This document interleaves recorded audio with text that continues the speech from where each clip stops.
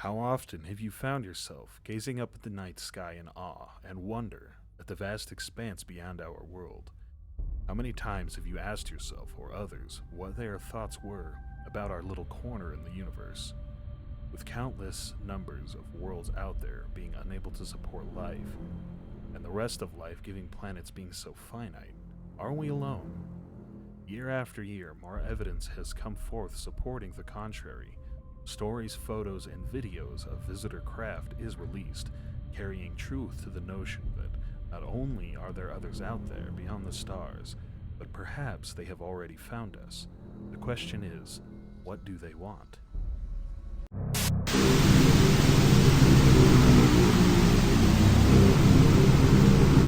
On the late evening of the 21st of August, 1955, Billy Ray Taylor and his family were staying with their friends, the Suttons, after arriving from Pennsylvania.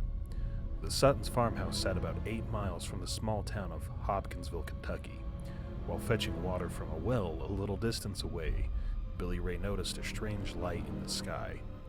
It appeared to be on fire, but with all the colors of the rainbow, as opposed to the flame orange. He followed the craft, not daring to take his eyes from it. It eventually vanished over the tree lines and came to a stop in a clearing. He rushed back to the main house where his wife, June, and the Suttons were talking. He would claim to have seen a flying saucer which glowed brightly with an exhaust all the colors of the rainbow. As we will examine later, most in the room would simply humor Billy Ray at the best of times, and they would certainly do so now with his bizarre story. They would, by and large, dismiss him and carry on chatting as they were.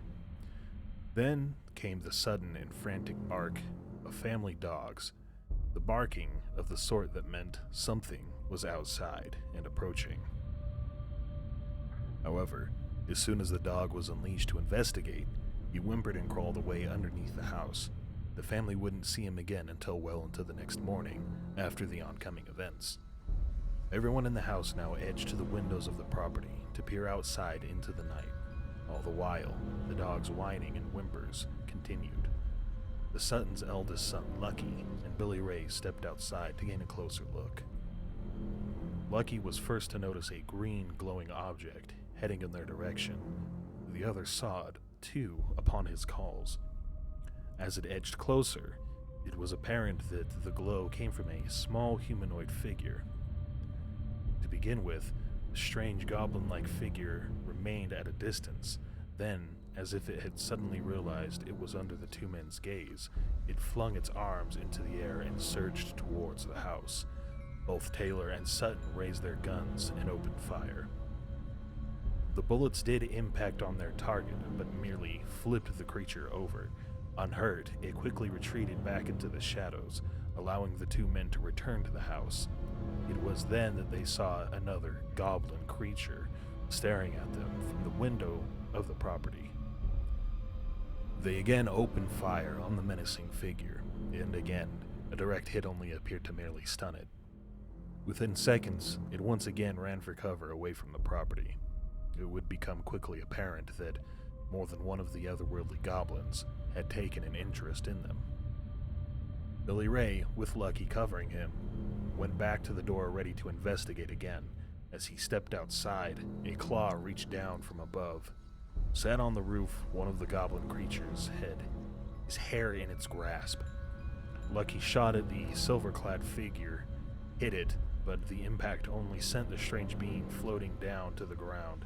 The bullet sent a metallic ping sound throughout the night air. Once again, it quickly vanished. As the two men prepared to re-enter the house, they both noticed multiple glows in the trees around them. Taking their chances, the two families rushed from the house and into their respective vehicles. They screamed away from the farmhouse in the direction of the Hopkinsville police station. Although completely taken aback by the strange nature of their report, police who were witness to the family's statements were equally aware of the genuine terror and shock they appeared to be in.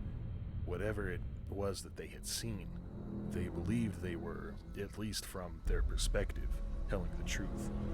They would escort the two families back to their farmhouse and investigate the scene for themselves. perhaps telling of how seriously the police took the reports, is their request to nearby Fort Campbell for military assistance.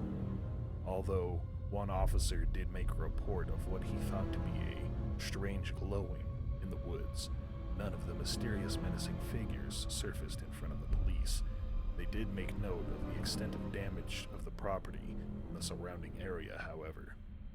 The military unit quickly did a sweep of the area.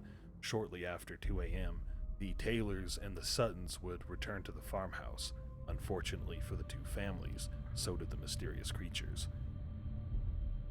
With the police and military unit now having left, the two families again engaged with the mischievous beings. By 5 a.m., just as the sun arose over the farmhouse, the creatures began to retreat, this time for good. A report would appear in the Kentucky New Era newspaper the next day. The once quiet and peaceful farmhouse was suddenly the desired location for UFO researchers and investigators. The scrutiny and interest became so intense, the Suttons would eventually sell the farm.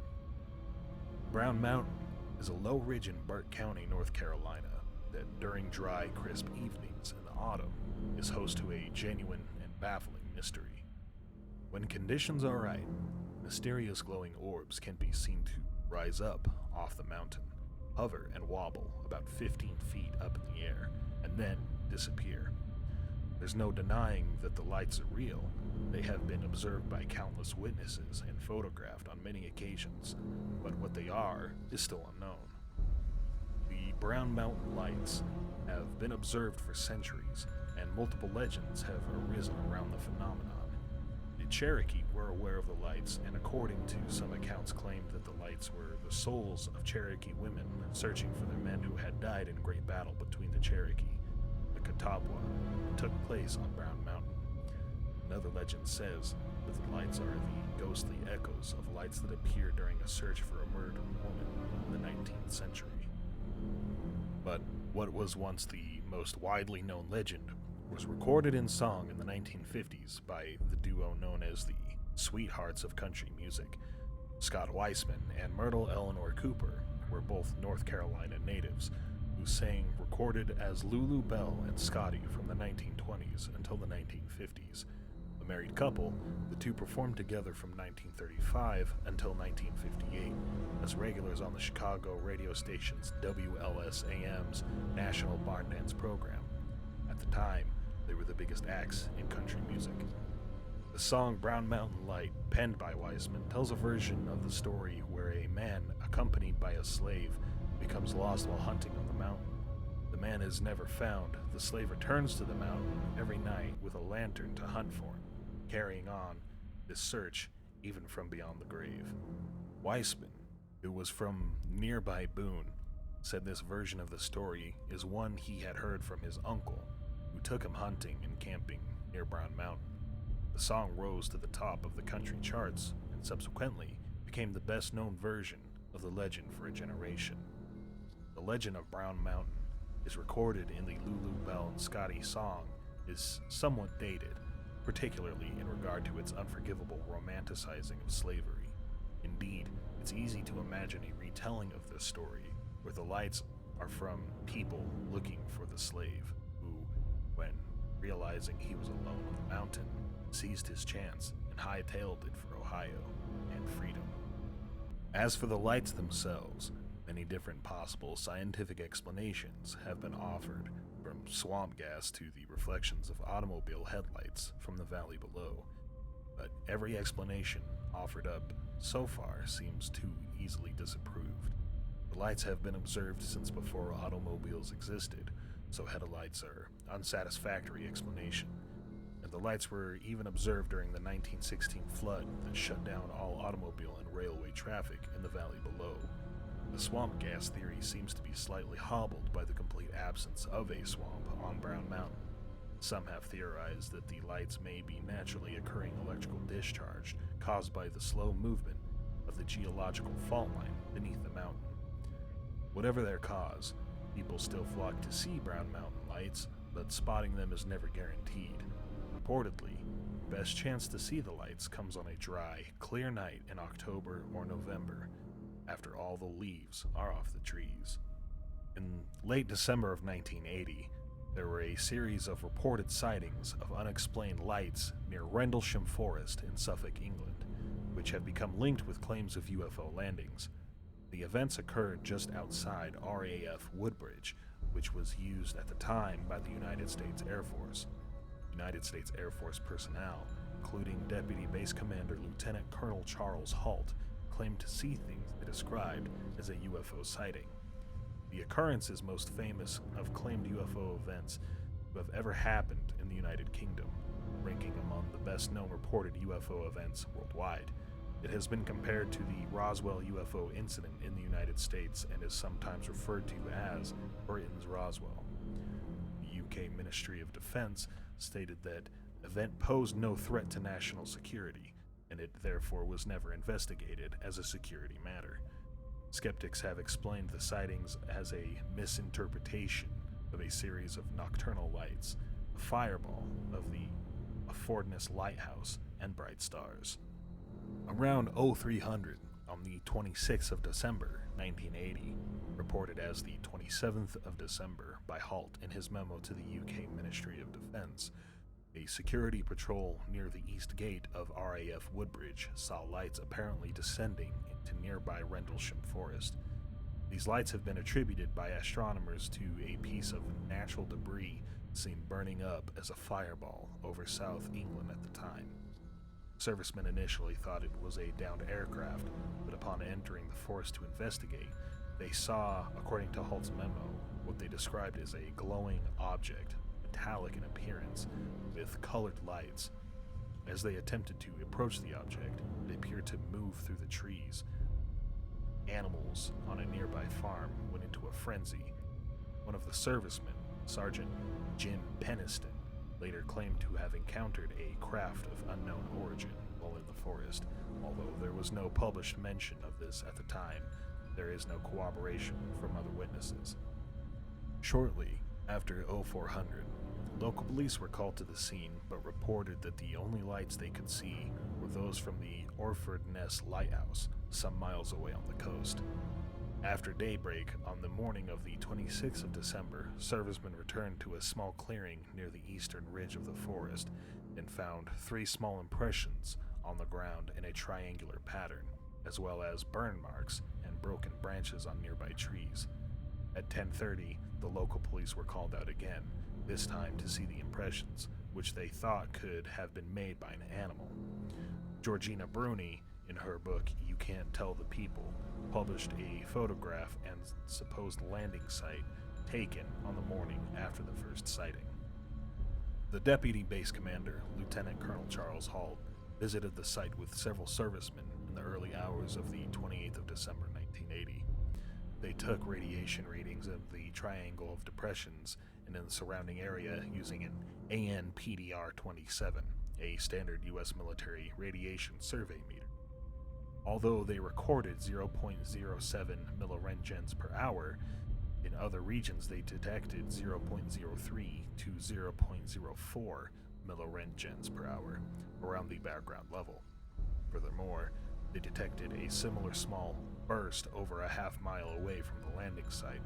Halt recorded the events on a microcassette recorder. It was during this investigation that a flashing light was seen across the field to the east, almost in line with the farmhouse, as the witnesses had seen it on the first night. The Orford Ness Lighthouse is visible further east in the same line of sight. Later, according to Halt's memo, 3 starlight lights were seen in the sky, 2 to the north and 1 to the south, about 10 degrees above the horizon.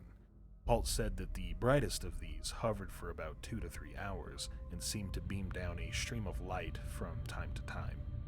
Astronomers have explained these star-like lights as bright stars. The incident occurred in the vicinity of 2 former military bases, RAF Bentwaters, which is just to the north of the forest, and RAF Woodbridge, which extends into the forest from the west and is bounded by the forest on its northern and eastern edges. At the time, both were being used by the United States Air Force and were under the command of Wing Commander Colonel Gordon E. Williams. The base commander was Colonel Ted Conrad, and his deputy was Lieutenant Colonel Charles Halt. The main events of the incident, including the supposed landing or landings, took place in the forest, which starts at the east end of the base runway about 0.3 miles to the east of the east gate of RAF Woodridge, from where security guards first noticed mysterious lights appearing to descend into the forest. The forest extends east about 1 mile beyond East Gate, ending at a farmer's fields at Capel Green, where additional events allegedly took place. Orford Ness Lighthouse, which skeptics identify as the flashing light seen off the coast by the airmen, is along the same line of sight about 5 miles further east of the forest edge. At that time, it was the brightest lighthouse in the UK. The first piece of primary evidence to be made available to the public was a memorandum written by the Deputy Base Commander, Lieutenant Colonel Charles Halt, to the Ministry of Defense. Known as the Halt Memo, this was made publicly available in the United States under the U.S. Freedom of Information Act in 1983. The memorandum was dated 13 January 1981 under the title Unexplained Lights. The 2-week delay between the incident and the report might account for errors in the dates and times given. The memo was not classified in any way. David Clark, a consultant to the National Archives, has investigated the background of this memo and the reaction to it by the Ministry of Defense. His interviews with the personnel involved confirmed the cursory nature of the investigation made by the Ministry of Defense and failed to find any evidence for any other reports on the incident made by the U.S. Air Force or United Kingdom apart from the Halt memo. Halt has since gone on record saying he believes that he witnessed an extraterrestrial event that was then covered up. In 1984, a copy of what became known as the Halt tape was released to UFO researchers by Colonel Sam Morgan, who had by then succeeded Ted Conrad as Halt's superior. This tape chronicles Halt's investigation into the forest in real time, including taking radiation readings, the sighting of the flashing lights between the trees, and the star-like objects that hovered and twinkled. The tape has been transcribed by researcher Ian Ridpath, who includes a link to audio download and also step-by-step analysis of the entire contents of the tape. Further evidence of the incident is well documented and can be found reported from various publishers. Perhaps the question now is, what do we do with the evidence of these accounts? Are these visitors here for nefarious purposes, or are there any visitors at all? A question you should ask yourself and search for the answer, for it is unlikely that you will find answers anywhere else.